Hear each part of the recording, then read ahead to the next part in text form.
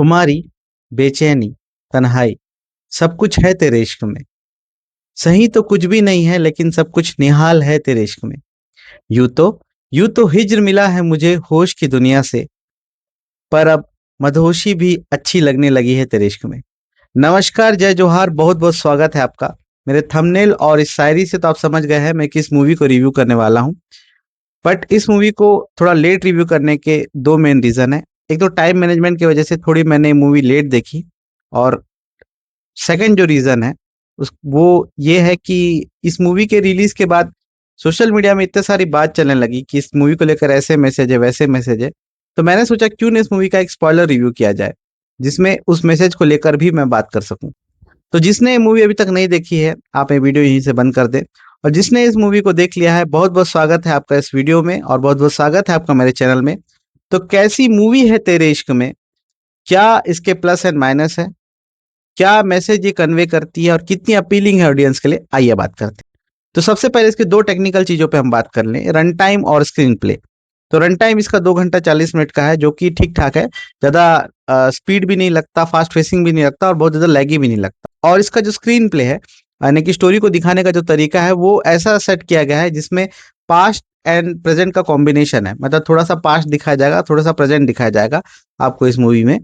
और मैं इस मूवी को जब थिएटर में देखा था तो बहुत लोग रांझना 2 का इसे सीक्वल समझ के ही थिएटर में भारी भीड़ थी, क्योंकि धनुष का जो कैरेक्टर जो एक प्रोमो में दिखाया गया था वैसा लुक कहीं नहीं है इस मूवी में। बट हाँ, शंकर नाम का कैरेक्टर जरूर है इस मूवी में, जिसको धनुष प्ले कर रहे हैं। और धनुष एक ऐसे स्टूडेंट का रोल कर रहे हैं जो कि बहुत एरोगेंट है, गुस्से वाला है। गुस्से पे इसको कंट्रोल भी नहीं रहता और वो किसी पे भी हाथ उठा देते हैं।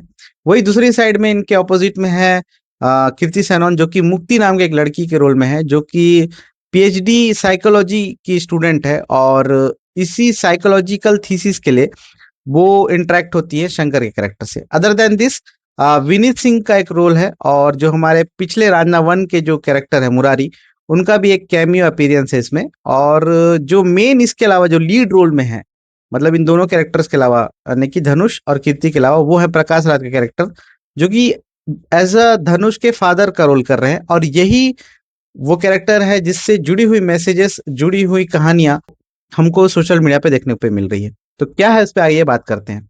तो पहले आपको मैं बता दूं, क्योंकि एक साइकोलॉजिकल थीसिस है कृति सेनन का, और वो बहुत प्रैक्टिकल लड़की है, और साथ ही साथ उसका एक थीसिस है जिसमें वो ऐसे लोगों पर बात कर रही है जिनको ठीक किया जा सकता है साइकोलॉजिकल ट्रीटमेंट से, जो जो जो कि बहुत ज्यादा गुस्सा करते हैं और एरोगेंट है। और इसी के बीच उसकी मुलाकात होती है धनुष से। अब धनुष का जो कैरेक्टर है उसका एक पास्ट बताया गया है, जिसमें उसकी माँ की मौत की वजह से, जो कि आग जलने से बताया गया है, और उस मौत की वजह से धनुष इस प्रकार का है, ऐसे मूवी में दिखाया गया है। मतलब ऐसा व्यक्ति जो कि बहुत ज्यादा एरोगेंट है और साथ ही साथ बहुत ज्यादा गुस्से वाला है। तो इसका गुस्सा ठीक करने के आड़ में प्यार का नाटक भी ना बोल सकते हैं, क्योंकि कहीं ना कहीं वो हिंट देते रहती है कि मैं तुझे खास पसंद नहीं करती। बट प्यार जैसा कुछ पनपने लग जाता है दोनों के बीच में। ये मूवी में बहुत ही टेक्निकली और अच्छे रूप से दिखाया है कि प्यार होता भी है और प्यार नहीं भी होता है, जिसमें शंकर की तरफ से बहुत ज्यादा प्यार धीरे धीरे मुक्ति के लिए उमड़ता जाता है, लेकिन मुक्ति जो है शंकर को एज ए सब्जेक्ट ही देखती है। और प्यार भी उमड़ता है तो वो उससे डर जाती है, क्योंकि उसको लगता है इस प्रकार की दीवानियत, इस प्रकार का आशिकी वो नहीं सह पाएगी। कहीं ना कहीं एक साफ दिल के प्यार, भोले भाले मन से वो खिलवाड़ करती है, सिर्फ और सिर्फ अपना थीसिस कंप्लीट करने के लिए। तो कहीं ना कहीं उसको इस मूवी में दिखाया गया है, उसका उसको भुगतान भी करना पड़ता है। मतलब किसी साफ दिल का दिल तोड़ने के लिए उसको उसका भुगतान भी करना पड़ता है इस मूवी में। उसकी तबीयत खराब होती है, बैड लाइफस्टाइल की तरफ खींची चली जाती है, और उसका प्रायश्चित करने के लिए ही समझो उसको मिलवाया जाता है शंकर के उस कैरेक्टर से जो पायलट बन गया होता है। अब इसी बीच में शंकर की बात करें तो शंकर कृति सेनन के पिताजी के प्रोवोक करने पर पीएससी की तैयारी करता है, और अपने कंफर्ट जोन को छोड़ता है और पीएससी प्री भी निकाल लेता है। पर पीएससी प्री निकालने के बाद भी, क्योंकि किसी और से शादी कर रही होती है मुक्ति का कैरेक्टर, तो शंकर यहाँ पे टूट जाता है, पूरे बिट्रेयल के मोड में चले जाता है। मतलब शंकर का मन था वो किसी भी हाल में मुक्ति से ही शादी करे, बट क्योंकि मुक्ति को शंकर का वो दीवानापन थोड़ा रास नहीं आ रहा था, तो वो किसी और से शादी करने पर तुलाती है। और सीधी-सीधी बात है, यहाँ पे ये भी दिखाया गया है कि और बहुत प्रैक्टिकल रूप में दिखाया गया है कि कोई किसी का बहुत लंबे समय तक वेट नहीं करता है, क्योंकि शंकर को प्री निकालने में 3 साल लग गए थे। तो इसी बीच अब प्रकाश राज का कैरेक्टर की मैं बात करूँ, जिस पे बार-बार मैसेज दिया जा रहा है, समथिंग लाइक बागबान मूवी। और प्रकाश राज के कैरेक्टर को बोला जा रहा है कि हाँ यार, बाप है तो बाप के लिए करना पड़ता है, समथिंग लाइक दैट। बट आप इसी मूवी, मतलब जो आनंद एल राय की जो पहली मूवी है रांझना, जिसमें धनुष रोल कर चुके हैं, जिसका मेटाफोर इसमें दिखाया गया है, उसकी हम बात कर ले तो उसमें ऐसा दिखाया गया है, कैसे पिता को दिखाया गया है जो अपने बच्चे को बच्चा नहीं समझता है, एक एसेट समझता है, ऐसा एसेट जो उसके घर के लिए कमाई करके ला के देगा, जिसके लिए वो एक लिमिटेड सप्लाईज या लिमिटेड फैसिलिटीज देता है, और बदले में ये चाहता है कि ये इसके बुढ़ापे का सहारा बने, इसका नाक ऊंचा करे, समथिंग लाइक दैट। उसी के विपरीत प्रकाश राज का जो इस मूवी में रोल है, वो एक ऐसे फादर का है जो इसी तरह सपोर्टिंग है, फैसिलिटी भी देता है, पर बच्चे पर अपने बच्चे पर कोई क्वेश्चन नहीं उठाता है, उल्टा उसका सपोर्ट करता है।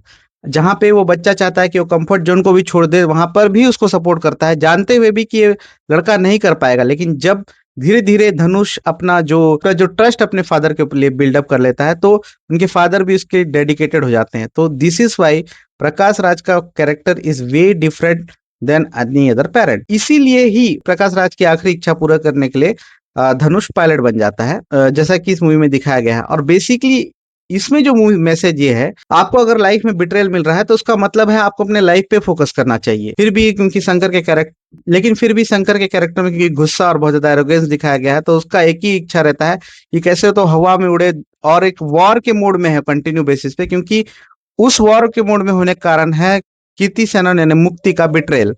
तो इसीलिए वो एकदम गुस्से में है, एरोगेंसी में है, और चाहता है कि अपने आप को भी मार डाले और जो सामने दिखता है उसको भी मार डाले। तो ये गुस्सा का, अब जैसे शंकर जी का कैरेक्टर दिखाया गया है, तीसरी नेत्र खुलने वाला, सेम कैरेक्टर ही कहीं ना कहीं पोर्ट्रे किया जाता है यहाँ पे धनुष के ऊपर। बट अदर देन दिस, यहाँ पे एक बहुत प्यारा सा कैमियो भी है जो एक्सप्लेन करता है बेसिकली किस चीज के ऊपर, जो कि मुरारी का कैरेक्टर है। और मुरारी का कैरेक्टर को दिखाने से पहले एक मेटाफोर क्रिएट किया गया है रांझना मूवी का। और उसमें जो मेटाफोर क्रिएट किया गया है, थैंक्स टू माय फ्रेंड करण, जिन्होंने मुझे बताया कि मेटाफोर क्रिएट किया गया है बिफोर द कैमियो।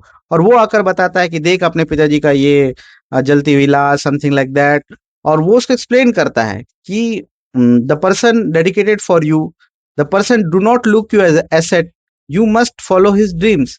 बट क्योंकि उनके मन में इतना ज्यादा एरोगेंस और इतना ज्यादा बिट्रेयल भर दिया गया होता है, तो वो ड्रीम तो फॉलो करते हैं बट एक बिट्रेयल वाले थॉट से, तो ऐसे किसी ड्रीम को फॉलो नहीं किया जाता। ये इस मूवी का मैसेज है।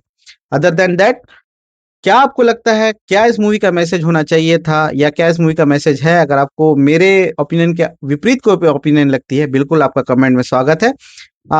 कल शाम तक या दोपहर तक मैं कोशिश करूंगा स्ट्रेंजर थिंग्स का जो 4 एपिसोड आया है, क्योंकि मैं थोड़ा लेट ही चल रहा हूँ, मैं उसका भी रिव्यू करूँ। आगे बहुत सारे एपिसोड और वीडियोस आने का है। मिलते हैं तब तक अगले वीडियो में। बाय।